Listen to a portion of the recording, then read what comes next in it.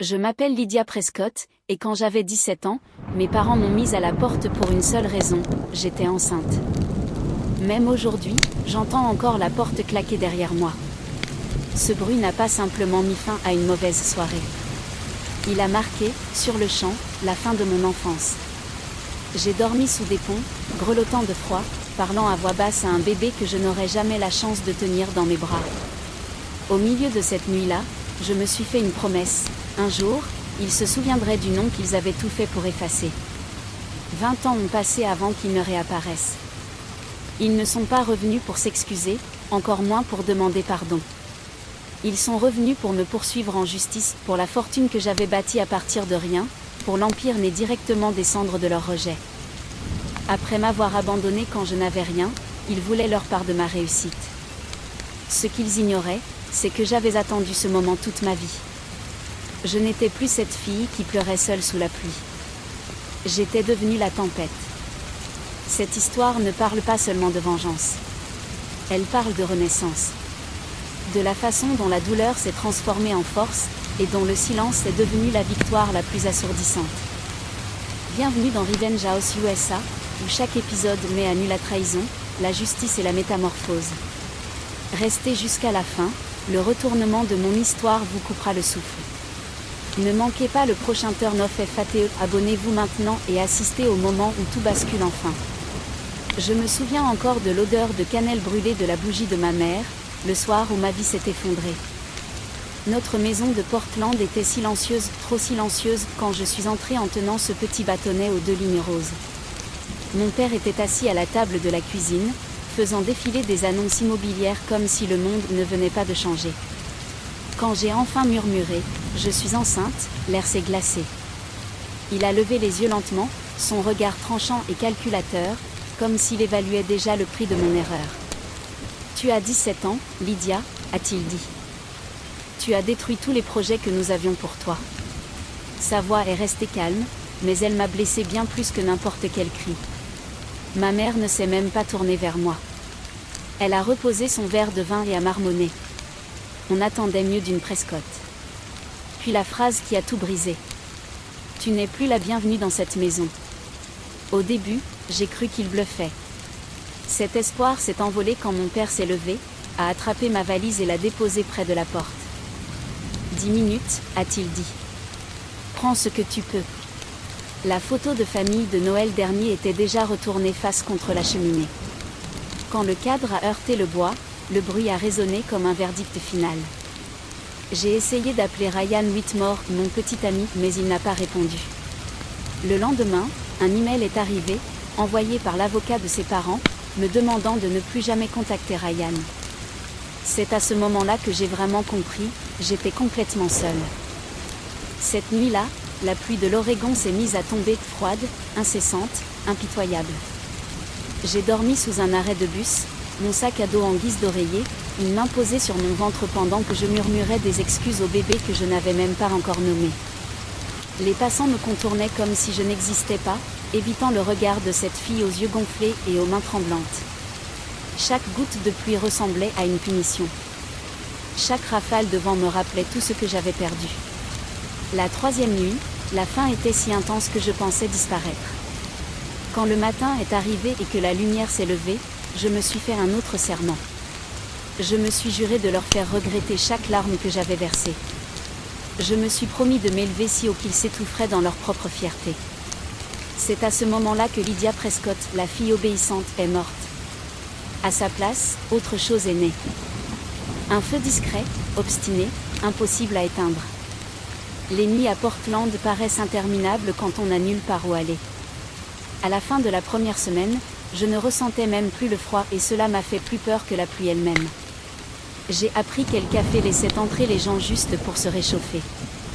J'ai compris quelles ruelles étaient les plus sûres et quelle benne derrière la librairie Powell's contenait encore de la nourriture consommable. Survivre, ce n'était pas vivre, c'était simplement rester en mouvement pour que la douleur ne me rattrape pas. La ville continuait d'avancer comme si je n'avais jamais existé. Mon père vendait toujours des maisons. Ma mère organisait toujours des brunchs de charité. Pendant ce temps, je vivais entre les lampadaires, observant des familles rire derrière des fenêtres auxquelles je n'avais plus accès. La nuit, je parlais au bébé qui grandissait en moi, ramenant mes genoux contre ma poitrine et murmurant. Pardon. Je trouverai un moyen. Je te le promets. Mais les promesses ne remplissent pas un ventre vide et ne réchauffent pas des doigts gelés. La voix de Ryan résonnait dans ma tête, on va s'en sortir ensemble, Lyd. J'avais envie de hurler. Il m'avait effacé comme un email inutile, et son silence faisait encore plus mal que le rejet de mes parents. Le 2e mois a failli m'anéantir. Un matin, je me suis réveillée derrière une supérette, étourdie et livide. Un homme est passé, a jeté une pièce et a dit « Va te faire aider ». J'ai ri. Aider par qui? Je n'avais pas d'adresse, pas d'amis, pas de famille, personne pour prononcer mon nom. Puis la fièvre est arrivée. Mon corps s'est retourné contre moi comme tout le monde avant lui. Je me souviens m'être effondré près de la rivière Willamette, le bruit de l'eau se mêlant à celui de la circulation tandis que ma vue se brouillait. Un instant, je me suis demandé s'il ne serait pas plus simple d'arrêter de me battre. Mais quelque chose en moi, quelque chose de petit et de farouche, m'a maintenu en vie assez longtemps pour ramper sous un pont. Quand je me suis réveillée, la lumière de l'aube s'étirait sur le béton. Une ombre est tombée sur moi. Une femme âgée se tenait là, dans un manteau de laine, son écharpe fouettée par le vent, tenant un gobelet de café. « Vous allez attraper la mort ici », dit-elle doucement. Sa voix portait une chaleur que je n'avais pas ressentie depuis des mois. J'ai voulu lui dire de me laisser tranquille, d'arrêter de me regarder comme si j'avais de l'importance. Mais quand nos regards se sont croisés, aucun mot n'est sorti. Il n'y avait pas de pitié dans ses yeux, seulement une compréhension profonde, comme si elle avait déjà été à ma place. Elle m'a tendu le café. « Buvez », dit-elle. Je m'appelle Eleanor. Le café m'a brûlé la langue, mais la chaleur est restée. Pour la première fois depuis des mois, elle ne s'est pas dissipée. Ce matin-là, tout a basculé. La fille qui se mourait lentement dans le silence a enfin repris une vraie respiration. Sa voiture sentait la lavande et la pluie, et le chauffage ronronnait doucement. J'avais chaud, vraiment chaud, pour la première fois depuis des mois. Eleanor Walsh tenait le volant de main sûre, des mains forgées par leur propre combat. « Mange », dit-elle en me tendant un sandwich enveloppé dans du papier ciré. « Ne discute pas. » Je l'ai terminé avant même de réaliser que je pleurais. Eleanor n'a pas réagi. Elle m'a simplement regardé et a dit « Ça fait longtemps que tu es invisible, n'est-ce pas ?» Ces mots m'ont frappé de plein fouet. Personne ne m'avait réellement vue depuis la nuit où on m'avait mise dehors. Elle m'a emmenée chez elle, une ancienne ferme rénovée aux abords de Portland, entourée de grands pins et du bruit régulier de la pluie sur les toits de métal. Son Golden Retriever, Murphy, a remué la queue comme si j'avais toujours fait partie de cet endroit. Et pour la première fois depuis très longtemps, j'ai eu l'impression que c'était peut-être vrai. Eleanor m'a conduite dans une petite chambre d'amis et m'a montré un lit propre, une couverture soigneusement pliée, et un mot manuscrit posé sur la table de nuit. On y lisait « Ici, tu es en sécurité ». Cette première nuit, je n'ai pas réussi à dormir. Je restais allongée, tendue, attendant qu'elle regrette son geste, qu'elle appelle la police ou qu'elle me dise que je ne méritais pas un lit chaud. Mais le matin est arrivé quand même, et au lieu du jugement, Eleanor a simplement dit « Le café est prêt. Après ça, tu viens avec moi au restaurant. » Le Maple Art était un petit établissement au centre-ville, tout en boiserie, chaleureux, imprégné d'odeurs de beurre, de café et de quelque chose qui ressemblait à de l'espoir. Il appartenait à Eleanor, tout comme 3 autres adresses réparties dans l'Oregon. J'ai commencé tout en bas de l'échelle à essuyer les tables, laver la vaisselle, apprendre à traverser une pièce sans sursauter. Le salaire était modeste, mais la dignité n'avait pas de prix. Les jours sont devenus des semaines, puis lentement, des mois. Très vite, Eleanor a commencé à m'enseigner bien plus que la simple survie. Elle m'a appris à lire les gens, à transformer la cruauté en carburant plutôt que de la laisser vous consumer. Un soir, alors que nous fermions la caisse, elle m'a regardée et a dit « On ne combat pas le feu avec des larmes, Lydia. On construit un feu plus grand et on le contrôle. » Cette phrase s'est gravée en moi. Elle m'a expliqué les rouages du commerce, bénéfices, charges, contrats, mais sous chaque leçon se cachait quelque chose de plus profond, la stratégie. La discipline. La patience. Ne te presse jamais quand il s'agit de revanche, m'a-t-elle averti un soir en remuant son thé. Plus longtemps ils te croient brisé, plus il est facile de les briser. J'absorbais tout. J'ai appris à m'habiller comme la confiance, même quand je ne la ressentais pas. J'ai cessé de trembler quand les hommes élevaient la voix. J'ai commencé à économiser $20, puis 2 cents, puis assez pour me tenir debout à nouveau. Un soir, Eleanor m'a tendu un médaillon en argent. À l'intérieur, une phrase minuscule était gravée, « Élève-toi en silence », puis rugit. Sa voix s'est adoucie lorsqu'elle a ajouté. « Tu me rappelles quelqu'un que j'ai été autrefois. » Elle a marqué une pause. Moi. Cette nuit-là, tandis que la pluie frappait la fenêtre, j'ai compris qu'Eleanor Walsh ne m'avait pas seulement sorti de la rue. Elle façonnait une nouvelle version de moi. La fille qui avait supplié pour être aimée apprenait à bâtir quelque chose de puissant à partir du rejet. Et quelque part, sous le calme et la gratitude, quelque chose de plus froid commençait à se former, concentré, patient, en attente. Les leçons d'Eleanor ne venaient pas des livres. Elles venaient des cicatrices. Chaque matin au Maple Art, elle me mettait à l'épreuve, non pas avec des chiffres, mais avec des gens. « Tu vois ce couple » murmurait-elle en essuyant le comptoir. « Il cache quelque chose. Regarde ses mains. » J'ai appris à lire les micro-expressions comme une seconde langue, la culpabilité, l'avidité, la peur. Le soir, elle ouvrait son grand livre de comptes et me montrait l'ossature de la survie, chaîne d'approvisionnement, stock, salaire. L'argent, ce n'est pas seulement du pouvoir, m'a-t-elle dit un jour. C'est le silence. Ça te permet de partir sans expliquer quoi que ce soit. Cette idée s'est ancrée en moi. Quand le printemps est arrivé, je n'étais plus la fille tremblante qui dormait sous les ponts. J'étais plus affûtée. Délibérée. Maîtrisée. Eleanor m'a promue assistante responsable, et pour la première fois, j'ai signé mon nom sur une feuille de paie sans ressentir de honte. Elle m'a présenté à son avocat, Caleb Monroe, un homme d'une quarantaine d'années, doté d'un humour sec et d'un regard calme qui trahissait une vie bien trop remplie. Si tu comptes posséder quoi que ce soit un jour, a dit Eleanor, il te faudra une colonne vertébrale juridique. Caleb fait partie des rares qui savent quand se taire. Autour de café tardif, Caleb m'a expliqué les fiducies, le droit immobilier et les failles cachées dans les règles successorales. C'était étrange d'apprendre à protéger des choses que je ne possédais pas encore, mais rassurant aussi. À la même période, j'ai rencontré Lena Ortiz, la spécialiste informatique d'Eleanor. Toujours vêtue de sweat noir, elle tapait plus vite que je ne pouvais suivre et portait une rébellion silencieuse. Elle m'a appris à tracer des empreintes numériques, à nettoyer des données, à faire disparaître des informations quand c'était nécessaire. Chaque empire laisse des miettes, m'a-t-elle dit. Ton travail, c'est de décider qui a le droit de les ramasser. Eleanor me regardait tisser des liens qu'elle savait durables, bien après elle. Elle ne l'a jamais dit clairement, mais je le voyais dans son sourire. Elle ne m'aidait plus seulement à survivre. Elle me préparait à quelque chose de plus grand. Puis la vie m'a mise à l'épreuve une fois de plus. C'est arrivé un matin de décembre, glacial. La douleur a été brutale, immédiate. Quand Caleb m'a conduite à l'hôpital, tout était déjà fini. Le bébé que j'avais porté à travers des mois de faim et de peur n'était plus là. Je fixais les dalles du plafond, vides. Les médecins parlaient doucement, offrant une compassion que je n'entendais pas. Tout ce que je pensais, c'est que mes parents avaient tué mon premier enfant la nuit où ils m'avaient mise dehors. Eleanor était assise près du lit, tenant ma main.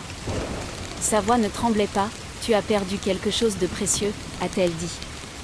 Mais ne te perds pas toi-même encore une fois. Tu bâtiras quelque chose de plus grand selon tes propres règles. Il m'a fallu des semaines pour retrouver l'équilibre. Et quand ce fut le cas, je n'étais plus la même. J'étais endurcie sous la surface. Avec l'aide d'Eleanor, j'ai entamé une procédure d'adoption pour un petit garçon nommé Noah, abandonné dans un refuge près de Salem.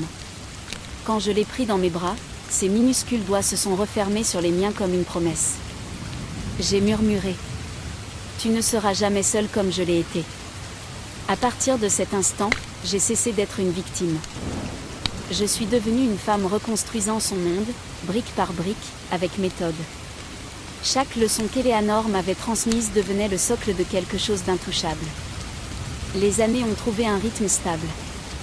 La douleur s'est estompée, remplacée par la précision. À la fin de ma vingtaine, Lydia Prescott n'était plus un nom oublié. C'était un nom que l'on murmurait dans les cercles d'affaires de Portland. Les restaurants d'Eleanor se sont développés, et j'ai dirigé la transformation numérique, réservation mobile, plateforme de livraison, images en ligne. Les profits ont grimpé. Les investisseurs ont écouté. J'ai acheté mon premier appartement en centre-ville, dans le même code postal dont mes parents se vantaient autrefois, et j'ai souri en traversant leur ancien quartier, non par nostalgie, mais par victoire. Noah grandissait vite. Un regard curieux. Un esprit affamé, insatiable. Il s'asseyait près de mon ordinateur, me demandant ce que voulait dire revenu ou pourquoi des gens en costume se disputaient à la télévision. Je l'ai inscrit à des stages de programmation, de robotique, à des compétitions d'été à travers l'Oregon. À 10 ans, il a créé une application qui suivait le gaspillage alimentaire des restaurants et optimisait les commandes. À 12 ans, il a remporté un prix technologique national. Les journalistes l'ont surnommé le prodige de l'Oregon en train de révolutionner la technologie de la restauration. Je restais hors champ, observant le garçon qui portait mon nom briller plus fort que quiconque que j'avais jamais connu. Mais le succès va vite et la cupidité va plus vite encore. Un soir, en parcourant les titres économiques, je me suis figé. L'article annonçait: le jeune génie local Noah Prescott s'associe à Invent Group, une entreprise détenue par ses grands-parents. Mon pouls s'est calmé en lisant l'article. Le titre n'était pas vrai, pas encore, mais il signifiait qu'ils avaient remarqué Noah. Et ça, à lui seul, me disait tout ce que j'avais besoin de savoir. Quelques jours plus tard, une enveloppe élégante est arrivée à mon bureau. À l'intérieur, une lettre signée Patrick et Hélène Prescott, mes parents enveloppés de chaleur factice et d'affection empruntée. Nous aimerions renouer, disait-elle. Noah mérite de connaître sa famille. Famille. Le mot avait un goût amer. J'ai tendu la lettre à Lena, ma magicienne de l'informatique. Elle a haussé un sourcil avec un sourire en coin. Tu veux que je suive leurs traces numériques? Je lui ai rendu son sourire. Chaque clic. Chaque email. Il ne lui a pas fallu une semaine. Lena a retracé des recherches venant directement de l'adresse IP de mes parents, droit des grands-parents Oregon, héritage via petits-enfants, voie légale pour reconnecter des patrimoines familiaux. C'est là que tout s'est éclairé. Il ne cherchait pas le pardon. Il cherchait un levier. J'ai construit ma réponse comme Eleanor me l'avait appris, lente, précise, silencieuse. J'ai envoyé un message court. Ça fait longtemps. Je suis ouverte à la discussion. Puis j'ai attendu. Au téléphone, je laissais ma voix trembler juste ce qu'il fallait. Dans les notes manuscrites, je rendais mon écriture volontairement irrégulière. À leurs yeux, j'avais l'air fragile. Pleine de regrets. Prête à me réconcilier. Chaque hameçon émotionnel les attirait un peu plus. Dans l'ombre, Lena consignait tout au message, appel, transfert financier, chaque fil du plan des Prescott. Caleb s'est plongé dans le droit successoral de l'Oregon, rédigeant des fiducies si hermétiques qu'elles étoufferaient toute revendication mensongère. Mes parents pensaient me ramener dans leur jeu. Ils ne voyaient pas la toile se resserrer autour d'eux. Puis Ryan Whitmore a refait surface. Le fantôme du lycée. Ruiné, désespéré, et soudain de retour en ville. Son message vocal est arrivé tard dans la nuit. Lyd, tes parents m'ont contacté. Peut-être qu'il est temps qu'on parle. Pour le bien de Noah. Pour le bien de Noah. L'ironie a failli me faire rire. Je me tenais devant la baie vitrée de Montpentouse, la pluie striant le verre, Portland brillant sous l'orage comme une ville d'ombre mouvante. Vous avez tous eu votre chance, ai-je murmuré. Le piège était déjà en place. Et cette fois, quand la porte claquerait, ma main serait sur la poignée. La lettre officielle est arrivée un mardi, imprimée sur un papier épais qui respirait le sentiment de droit acquis. Le sceau de la famille Prescott me fixait, le même blason que mon père disait autrefois symbole d'héritage. Désormais, il ne représentait plus que la cupidité. Le document à l'intérieur était pire que je ne l'imaginais. Une plainte en justice. Déposée au titre des droits de visite des grands-parents et d'intérêts financiers familiaux. En clair, ils me poursuivaient pour avoir accès à Noah et à une part des bénéfices de mon entreprise. Leur audace a failli me faire rire. Presque. Caleb a parcouru les pages sans ciller. Il invoque un préjudice émotionnel et des clauses de restauration familiale, a-t-il dit. Des tactiques de pression classiques. Ils veulent forcer une négociation. Te pousser à un arrangement. Je me suis adossée à ma chaise, calme. Alors donnons-leur exactement ce qu'ils demandent. Caleb a souri, ce genre de sourire qui signifie que la stratégie est déjà en marche. Tu as un plan, n'est-ce pas? Évidemment. Depuis des semaines, Lena surveillait leurs emails, historiques de navigation et messagerie chiffrée. C'est comme ça que nous l'avons trouvé, des conversations privées entre mes parents et Ryan Whitmore, le même garçon qui m'avait abandonné sous la pluie 15 ans plus tôt. Il lui promettait une part de mon héritage s'il aidait à rouvrir les liens familiaux. Un message de mon père résumait tout. Joue avec ses émotions. Parle du garçon. Elle cédera. Ils ignoraient que je lisais chaque mot en temps réel. Alors j'ai joué mon rôle. J'ai retrouvé Ryan dans un café du côté terrain neutre. Il paraissait plus vieux, creux derrière un sourire de vendeur bien rodé. Tu as changé, a-t-il dit. J'ai pris une gorgée de latte. C'est exact. Il s'est penché vers moi. Tes parents veulent juste faire partie de la vie de Noah. Ils méritent de savoir d'où il vient. J'ai reposé ma tasse. Oui. Il vient d'une femme qui n'a pas abandonné. Ryan a tressailli. L'ancien Ryan aurait argumenté. Le nouveau a regardé son téléphone, sans doute pour faire son rapport, fidèle messager. Cette nuit-là, j'ai envoyé un seul message à Lena. Ils ont mordu à l'hameçon. En quelques jours, l'activité a explosé. Appel nocturne entre Ryan et mon père. Message chiffré sur le partage d'actifs et d'éventuels accords. Lena a tout archivé. Caleb a préparé les contre-attaques diffamation, préjudice moral, tentative d'extorsion. Le dernier mouvement exigeait de la patience. J'ai fait fuiter un faux document, une clause de fiducie fabriquée laissant entendre que les futurs avoirs de Noah dépendaient uniquement de mon approbation personnelle. En quelques heures, l'avocat de mes parents a exigé une médiation d'urgence. Ils ont avalé l'hameçon jusqu'au bout. Caleb appelait ça un piège juridique. Pour moi, c'était de l'art. Très vite, les rumeurs ont circulé. Des murmures sur les Prescott poursuivant leur fille éloignée pour de l'argent. Les mêmes cercles mondains qu'ils dominaient autrefois ont commencé à se retourner contre eux. L'image parfaite qu'ils avaient polie pendant des décennies s'est fissurée. Quand la première audience a été fixée, je me suis regardée dans le miroir de mon pantouse, un lieu acheté de mes propres mains. Je n'y ai vu aucune peur. J'y ai vu le contrôle. J'ai attaché mes cheveux, ajusté mon blazer et murmuré. Vous m'avez jeté. Maintenant, c'est moi qui décide qui s'en va. Ils pensaient que c'était leur retour en scène. Pour moi, ce n'était que le lever de rideau. Le tribunal n'était pas seulement l'endroit où ils comptaient me poursuivre. C'était là que j'enterrais la dernière version de moi-même. Le matin de l'audience avait un goût de déjà-vu, sauf que cette fois, je n'étais pas la fille enfermée dehors. J'étais à l'intérieur, et tous les autres allaient être exclus. Le palais de justice du centre de Portland bourdonnait de journalistes.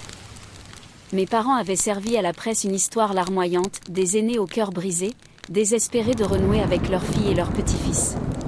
Cela a fonctionné, une seule journée. Puis Lena a publié les preuves.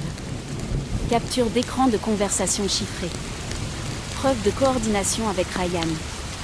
Intention claire d'extorquer de l'argent. À midi, les gros titres ont changé. Réunion familiale au tribunal est devenue les Prescott accusés de plaintes manipulatrices. Malgré tout, ils sont arrivés en costume sur mesure, jouant les victimes. La mâchoire de mon père était crispée. Ma mère serrait son collier de perles comme un accessoire de scène. Ryan se tenait derrière eux, pâle et en sueur, la pièce la plus faible de l'échiquier. Quand le juge Reynolds est entré, la salle s'est tue. Les appareils photos ont crépité. Toute la ville regardait. Caleb s'est levé, parfaitement calme.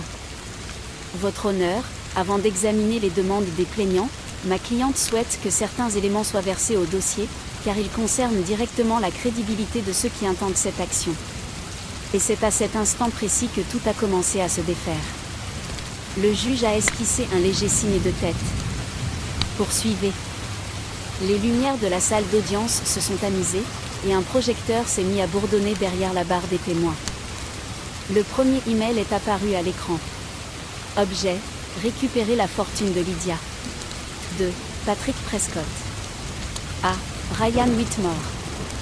La salle s'est figée. Puis un autre message a suivi. Utilise le garçon. Fais-lui à nouveau confiance. Une fois qu'elle s'adoucit, on exige un accès légal. Si elle résiste, on attaque. Un murmure choqué a parcouru le tribunal. Les journalistes se sont penchés en avant, comme si le sang venait de toucher l'eau. Puis sont venus les enregistrements, appels téléphoniques, relevés de transactions, messages privés, chacun plus accablant que le précédent. La voix de Ryan a résonné dans les haut-parleurs, brisée. Ce n'est pas correct, Patrick. Elle va le découvrir.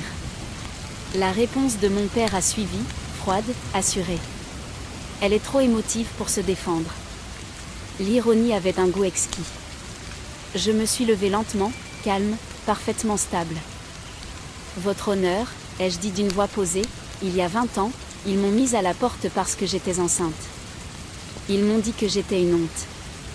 Et aujourd'hui, après tout ce temps, ils ne sont pas revenus par amour. Ils sont revenus pour l'argent. Je me suis tournée vers mes parents. Vous voulez connaître mon fils? Très bien. Mais il ne vous appartient pas. Il est à moi parce que j'ai construit tout ce que vous avez abandonné. Le silence qui a suivi était écrasant. Même le stylo du juge s'est immobilisé en plein mouvement. Puis Caleb a porté le coup final. Il a présenté un document notarié, signé par Patrick et Hélène Prescott, daté de 20 ans plus tôt, renonçant légalement à tous leurs droits parentaux afin de protéger leur image publique. Leur signature remplissait l'écran, noir, implacable. Le visage de ma mère s'est vidé de toute couleur. Mon père a tenté de protester. C'est sorti de son contexte. Mais sa voix s'est éteinte alors que la salle explosait. Le marteau a frappé une seule fois. Affaire classée. Toutes les demandes sont rejetées. Puis, plus froid encore. Ce tribunal recommande l'ouverture d'une enquête pour tentative de fraude. La sécurité est intervenue. Les flashs ont éclaté de toutes parts. Les journalistes ont crié leurs questions. Mes parents se sont ratatinés tandis que les agents les escortaient dehors, engloutis par une tempête de lumière. Ryan s'est éclipsé, tête baissée, déjà poursuivi par les titres qui le hantraient pendant des années. Je n'ai pas bougé. J'ai tout laissé se dérouler, la justice, l'humiliation, le silence qui a suivi. Pour la première fois depuis mes 17 ans, je ne tremblais pas. Devant le palais de justice, la pluie s'était arrêtée. La lumière du soleil baignait le centre-ville de Portland. Lena marchait à mes côtés, souriante. Tu as gagné. J'ai secoué la tête. Non, ai-je murmuré. Nous avons gagné. Je n'avais pas seulement remporté un procès. J'avais récupéré chaque fragment de moi qu'ils avaient tenté d'effacer. Le chaos s'est dissipé. Les gros titres se sont calmés. Les Prescott ont disparu des cercles sociaux qu'ils dominaient autrefois. Ryan Whitmore a plaidé coupable pour évasion fiscale. Mes parents ont vendu leur maison au bord du lac pour payer les frais juridiques. Leur empire bâti sur l'image et le mensonge s'est effondré plus vite qu'ils n'avaient jamais brisé le mien. Mais la vengeance n'était pas destinée à se terminer par la destruction. Elle était censée nettoyer le terrain.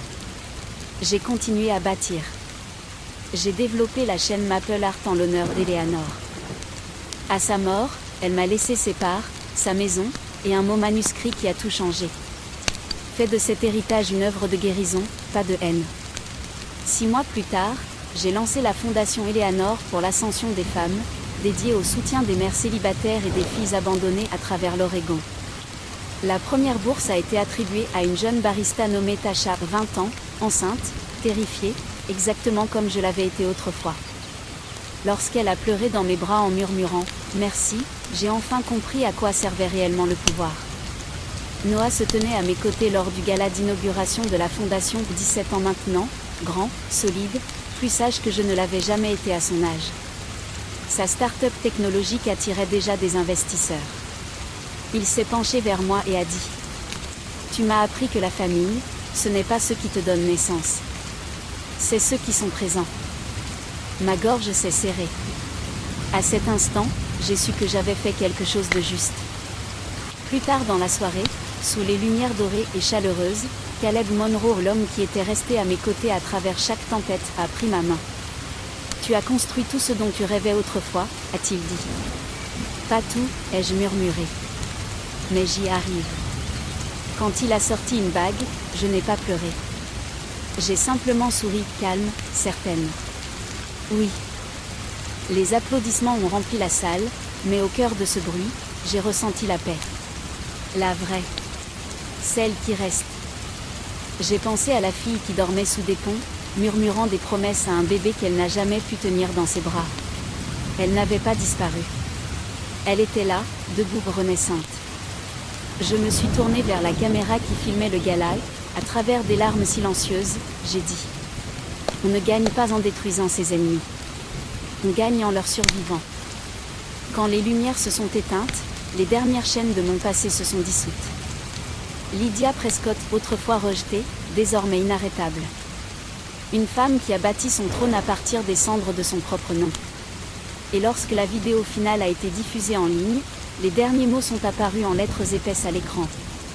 La vengeance servie froide n'est pas une question de haine. C'est une question de reprendre sa vie.